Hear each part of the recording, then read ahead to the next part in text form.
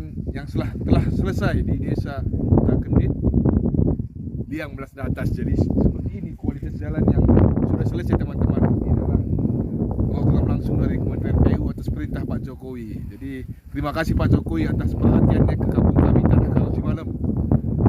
Jadi inilah nanti kita berjalan menuju sana sampai mana sudah pengerjaannya akan kita selesaikan bersama-sama.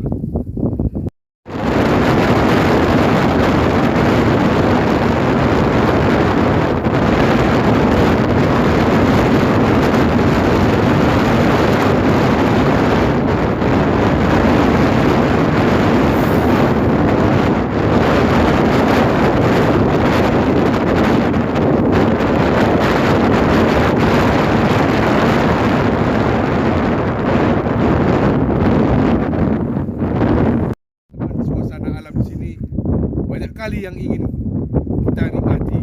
Salah satunya masih dalam pertengahan jalan Kota Kendit, Kota Pengkih. Itu kita lihat panorama indah desa Kota Kendit teman-teman di bawah sana.